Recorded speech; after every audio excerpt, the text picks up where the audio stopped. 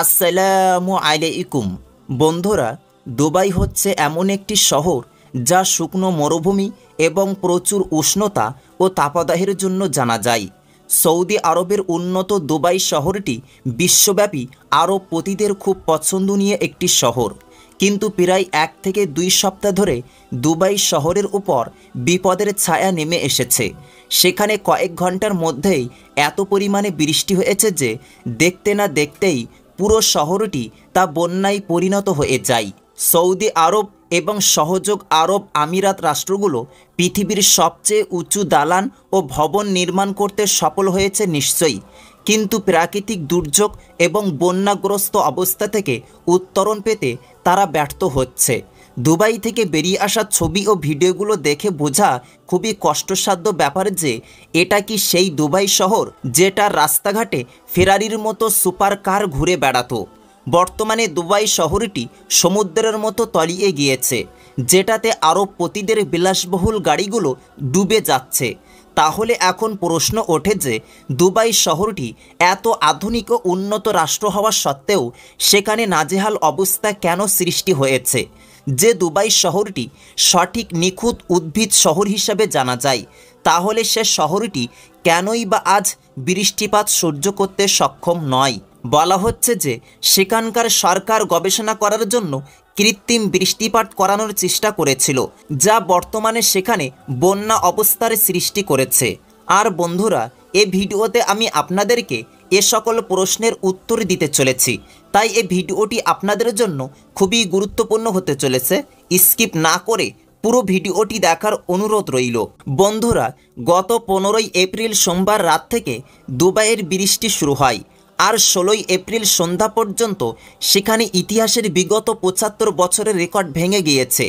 সেখানে সারা বছর জুড়ে যে পরিমাণে বৃষ্টি হতো তা এবার শুধুমাত্র 24 ঘন্টার মধ্যে হয়েছে। মরুভূমি অঞ্চলে অবস্থিত দুবাই শহরটিতে বাস করা লোকজন বছরে 1 থেকে 2 বার বৃষ্টি দেখা পেত, কিন্তু এখন তারা শুধু বৃষ্টিই নয়, বরং বন্যা অবস্থাটিও নিজের চোখে দেখতে পাচ্ছে। মুষলধারে বৃষ্টি, বজ্রপাত ও বিদ্যুৎ চমকানো এবং চারিদিকে ঘন অন্ধকারে ছেয়ে যাওয়া দুবাই শহরটি এর আগে কখনো দেখা যায়নি। বৃষ্টির পর সবচেয়ে বিস্ময়কর দৃশ্য দুবাই ইন্টারন্যাশনাল এয়ারপোর্ট থেকে বেরিয়ে আসে। সেখান থেকে একটি ভিডিও বেরিয়ে আসে যেটাতে একটি বিমান পানির ঢেউ অতিক্রম করে এগিয়ে যাচ্ছে। দুবাইয়ের ইন্টারন্যাশনাল এয়ারপোর্টটি সবচেয়ে ব্যস্ত ইন্টারন্যাশনাল এয়ারপোর্টের মধ্যে গণনা করা হয়। এই এয়ারপোর্টে শুধুমাত্র দুবাইয়ে যাওয়া যাত্রীরাই অবতরণ করে না, বরং ইউরোপ ও আমেরিকায় যাওয়া যাত্রীরাও সেখান থেকে তাদের নির্দিষ্ট যাত্রাপথের ফ্লাইট পেয়ে থাকে। দুবাইয়ে যখন বৃষ্টি হয় তখন এয়ারপোর্টের রানওয়েতেও পানি ভরে যায়, এতে কয়েকটি ফ্লাইট দেরি হয়ে যায়। এমনকি দুবাইয়ের বড় বড় শপিং মলেও বৃষ্টির পানি ঢুকে পড়ে।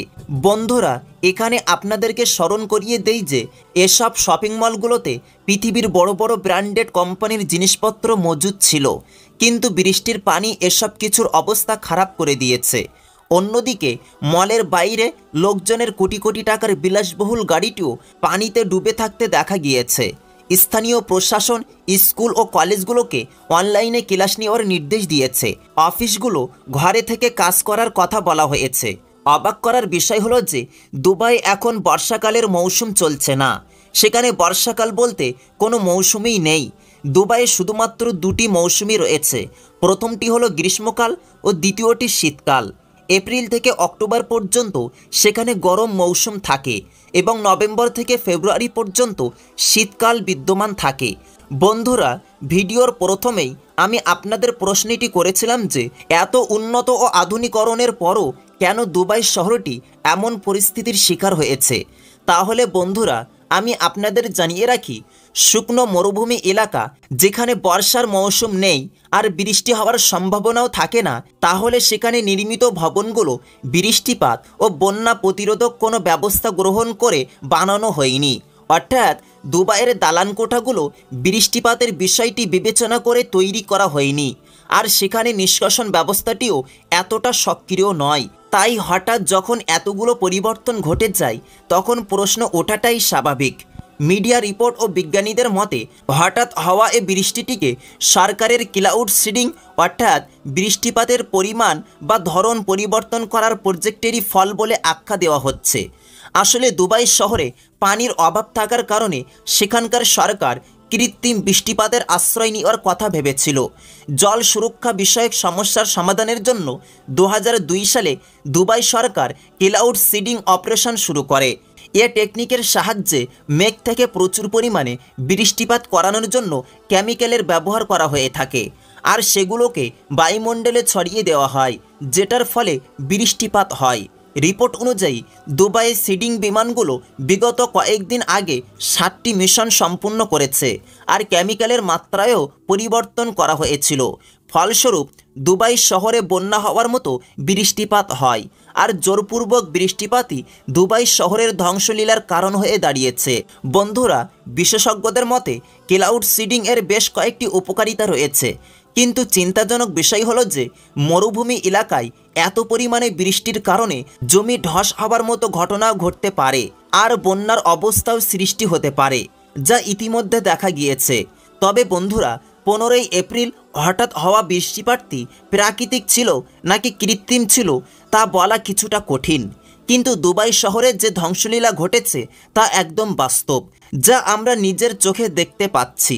বন্ধুরা, এতক্ষণ ধরে আপনারা ভিডিওটি দেখলেন, শুনলেন এবং বুঝলেন।